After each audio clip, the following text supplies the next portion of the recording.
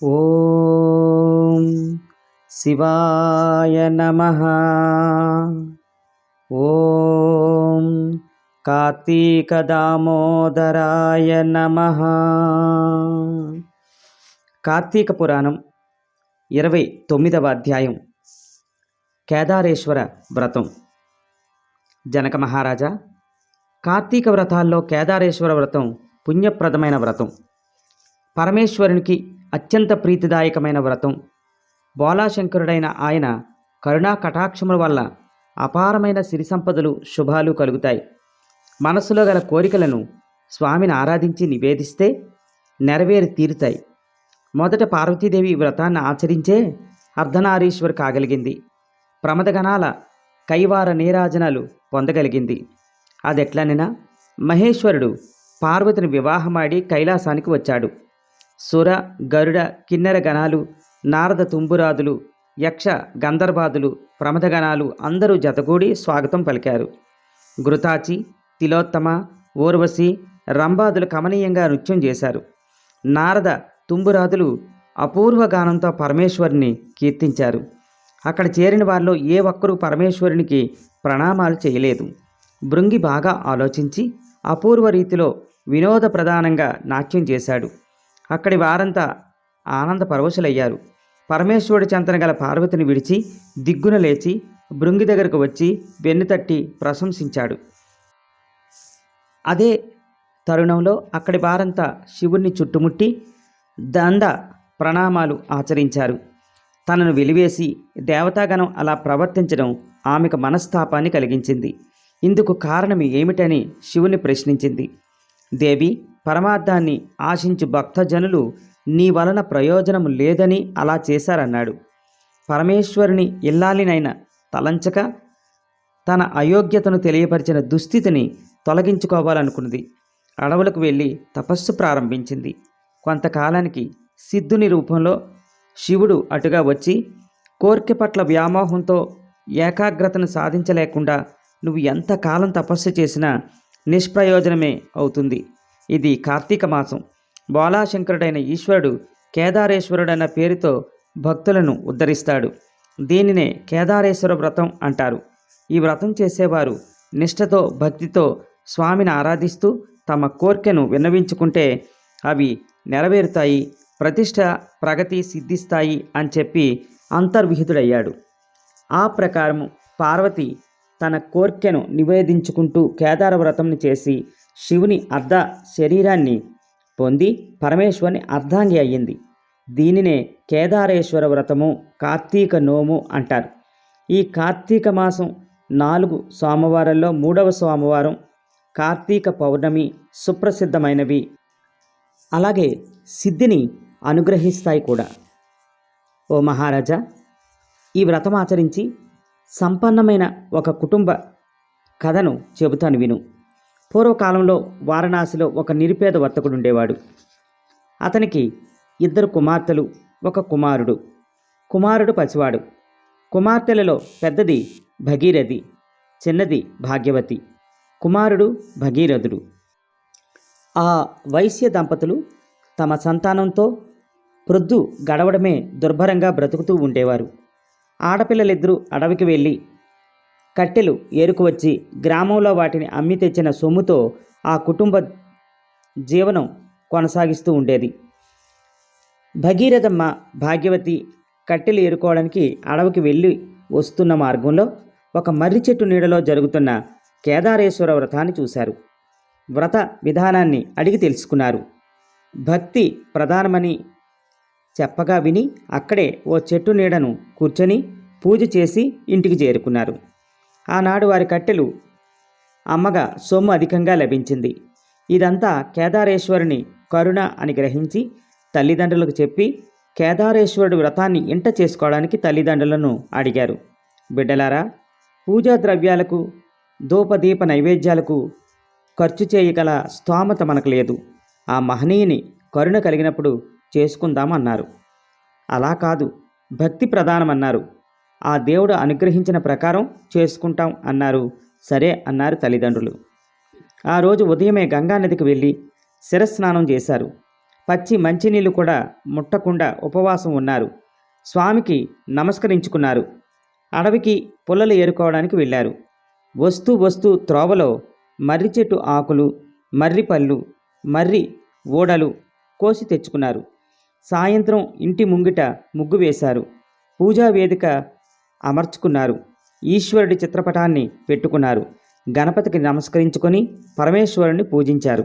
స్వామి, మేము నిరుపేదలము. ఈ మర్రి ఆకులే తమలపాకులనుకో, ఈ మర్రి కాయలే పోకచెక్కలనుకో, ఈ మర్రి పల్లె బూరెలనుకో, ఈ మర్రి ఊడలే తోరాలనుకో అని స్వామివారికి నివేదించి పూజ ముగించుకొని తీర్థం తీసుకున్నారు. చంద్రోదయాన్ని దర్శించుకొని చల్లగా చూడు తండ్రి అని మొక్కుకున్నారు. ఆ అనంతరం పుల్లలను అమ్ముకొని నూకలు తెచ్చుకోవాలని బయలుదేరారు. తమ తట్టలలోని పుల్లలు బంగారం పుడకలై వారిని ఆనంద ఆశ్చర్యాల్లో అలరారజేశాయి. ఆ బంగారు పుడకల కారణంగా వారి స్థితిగతులు మారాయి. పరపతి ప్రతిష్ట పెరిగింది. నియమం తప్పకుండా కార్తీక నోము నోచుకుంటున్నారు. కుమార్తెలిద్దరికీ యుక్త వయస్సు వచ్చింది. సౌందర్యవతులైన వాళ్లను తూర్పు నుండి ఒకరొచ్చి పెద్దమ్మాయిని, పడమర నుండి మరొకరొచ్చి చిన్నమ్మాయిని తమ తమ కుమారులకిచ్చి వివాహాలు చేసి తీసుకువెళ్ళిపోయారు. భగీరథయ్య పెరిగి పెద్దవాడయ్యాడు. ఎప్పట్లా కార్తీక మాసం వచ్చింది. పేదతనం వల్ల కార్తీక నోములు అంతంత మాత్రంగా చేసుకునే వాళ్ళం ఈనాడు మన అంతస్తుకు తగ్గట్టు చేసుకుందాం అని తల్లిదండ్రులను ఒప్పించాడు. పట్టు తోరాలు పాత వెల్లా తీసివేసి పెరట్లోని కాకరపాదు మీదకు విసిరేశాడు. బంగారు తోరాలు చేయించి ఎంతో ఆడంబరంగా ఘనంగా నోము నోచుకున్నాడు. దర్పం తప్ప భక్తి శూన్యం కావడం వల్ల కేదారేశ్వరుని అనుగ్రహం తప్పింది. సిరి సంపదలు తరిగిపోయాయి. పేదరికంతో బ్రతుకు దుర్భరమయ్యింది. తిండి గడవడం కూడా కష్టమైపోయింది. పెరట్లోని కాకరపాదు విరగ కాచింది. తల్లి కొన్ని కాయలు కోసి కొడుకు చేతికిచ్చి షావుకారికిచ్చి నూకలేమన్నా పట్టుకురా, గంజైనా కాచుకొని తాగుదాము అని చెప్పి పంపింది. వాటిని పట్టుకుని భగీరథయ్య శెట్టి అంగడికి వెళ్ళి, అయ్యా, ఈ కాకరకాయలు తీసుకొని చారెడు నూకలిప్పించండి అని పరిపరి విధాలుగా బ్రతిమలాడాడు. ఈ చేదు కాకరకాయలు దేనికంటూ కసురుకొని కొన్ని నూకలిచ్చి పంపించాడు ఆ శెట్టి. ఆ కాకరకాయలు ఇంటికి తీసుకుని వెళ్ళి భార్యకిచ్చి పులుసు పెట్టమన్నాడు. ఆమె వాటిని వంటకై తరిగితే వాటిల్లో నుండి నవరత్నాలు రాలిపడ్డాయి. ఈ అబ్బురానికి శెట్టి మురిసిపోయాడు. ఆ మన్నాడు భగీరథయ్య మళ్ళీ కాకరకాయలు పట్టుకొని నూకలకు రాగా, అబ్బాయి, నిన్న నువ్వు ఇచ్చిన కాకరకాయలు బాగున్నాయి, నీకెక్కడివి అని అడిగాడు. మా పెరటిలోని పాదు కాయలని చెప్పాడు భగీరథయ్య. వాటిని రోజు తనకే తెచ్చి ఇమ్మని బియ్యం కొలిచి ఇచ్చాడు. కుర్రవాడు చాలా ఆనందించాడు. ఆ ప్రకారము చెట్టునున్న కాయలన్నీ ఆ శెట్టికే విక్రయించాడు. పాదు కాయలన్నీ అయిపోయాయి. మళ్ళీ ఎప్పటిలా ఆకలి బాధ వారిని కనిపెట్టసాగింది. ఏం చేయడానికి తోచక ఆ తల్లి తీవ్రంగా ఆలోచించి కుమారుణ్ణి పెద్దమ్మాయి ఇంటికి పంపించింది. తమ పరిస్థితులన్నీ చెప్పి ఏమన్నా సాయం అడుక్కురమ్మన్నది. భగీరథయ్య కాలినడకన పెద్దక్కయ్య గారింటికి చేరుకున్నాడు. బికారిలా జీవిస్తున్న అతన్ని నౌకర్లు లోపలకు వెళ్ళనివ్వలేదు. మేడ మీద తలారబోసుకుంటున్న భగీరథమ్మ తమ్ముడిని లోపలికి తీసుకువెళ్ళింది. తమ్ముడి వల్ల వారి దుస్థితినంతా తెలుసుకుంది. ఒక గుమ్మడికాయ తొలిపించి దానిలో నిండుగా వరహాలు పోసి ముచ్చిక బిగించి దాన్ని తమ్ముడికిచ్చి, దీనితో ఇంటికి వెళ్ళి దీన్ని అమ్మకి ఇవ్వాల్సిందిగా అతన్ని సాగనంపింది. ఏదో సాయం చేస్తుందనుకుంటే ఆ గుమ్మడికాయ ఇచ్చిందని బాధపడుతూ బయలుదేరాడు. దారిలో ఓ గ్రద్ద ఆ గుమ్మడికాయను తన్నుకుపోయింది. దీనిని అమ్ముకొని ఓ పూటన్నా గడుపుకోవచ్చు అని అనుకుంటే గ్రద్ద కాస్త తన్నుకుపోయిందే అని బాధపడి ముందుకు వెళ్ళలేక చిన్నక్క గారింటికి బయలుదేరాడు. కాలినడకన వస్తున్న అతన్ని ఆ దుస్థితిని చూచి వడివడిగా మేడ దిగి వచ్చి తమ్ముడిని ఇంటి లోపలికి తీసుకుని వెళ్ళి యోగక్షేమాలు అడిగి తెలుసుకుంది. అతడు అక్కగారింటికి వెళ్ళడం, ఆమె గుమ్మడికాయ ఇవ్వడం, దాంతోనే సరిపెట్టుకోవాలని వెతుకుతుంటే గ్రద్ద తన్నుకుపోవడం వివరాలన్నీ చెప్పాడు. అందుకు ఆమె బాగా ఆలోచించి కాలి జోడులో మాణిక్యాలు పొదిగి కుట్టించి వాటిని తమ్ముడికిచ్చి వీటిని ఇంటికి వెళ్ళే వరకు ఎక్కడా విడవద్దని చెప్పింది. ఈ అక్క కూడా పెద్దక్కలాగా ఉత్త చేతులతో పంపుతున్నదని బాధపడ్డాడు. అక్కగారిచ్చిన చద్ది మూటను మార్గమధ్యంలో చెరువు వద్ద ఆగి చెప్పులు విప్పవద్దు అని చెప్పినందువల్ల కాళ్ళు కడుక్కోవడానికి ఆ చెప్పులతోనే నీటిలోనికి దిగాడు. ఆ ఊబిలో చెప్పులు కూరుకుపోయాయి. ఎంత వెదికినా దొరకలేదు.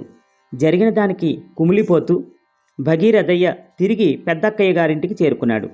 ఏం తమ్ముడు, నేనిచ్చిన గుమ్మడికాయ అమ్మకిచ్చావా అని అడిగింది. ఇచ్చాను, అమ్మ ఎంతో బాగా వండిందన్నాడు. నన్ను బుకాయించుకు, ఏం చేశావు, ఏది గుమ్మడికాయ అని నిలదీసింది. జరిగినదంతా చెప్పాడు. వీరికెందుకు ఈ దుస్థితి కలిగింది అని దుఃఖించింది. కార్తీక మాసం వచ్చింది. కార్తీక నోము సన్నాహం చేసుకుంటూ తమ్ముడిని కార్తీక నోములు ప్రతి ఏటా సక్రమంగా చేస్తున్నారా అని ప్రశ్నించింది అక్క. స్వామివారి నోము చాలా ఘనంగా బంగారు తోరాలతో, వెండి తమలపాకులతో, ముత్యాల సున్నాలతో, ఓహో చాలా వైభవంగా చేశాం అన్నాడు. ఆ తర్వాత అని ప్రశ్నించింది. జరిగిందంతా చెప్పాడు. కేదారేశ్వరుని దయను కోల్పోవడం వల్ల వీళ్ళకి దుస్థితి వచ్చిందని గ్రహించి తమ్ముడి చేత కార్తీక పూజలు చేయించి తమ్ముడికి కొంత డబ్బిచ్చి పంపించింది. తమ్ముడు ఆడంబరాలకు పోయి స్వామి కరుణకు దూరమయ్యారు. కుటుంబ సాంప్రదాయాన్ని అనుసరించి ఈ వ్రతం చేయాలి. అమ్మకు చెప్పి నోములు చేయవలసిందిగా హెచ్చరించింది. ఆమె మాటల ప్రకారం తల్లిదండ్రులకు కార్తీక నోము గురించి చెప్పి తాము ఇది వరకు ఎలా నోచుకునేవారో ఆ ప్రకారమే కేదారేశ్వర వ్రతం చేశారు. కరుణామయుని కృప వల్ల తొల్లింటి సిరులు వారికి కలిగాయి. జీవితం ప్రశాంతంగా గడిచింది.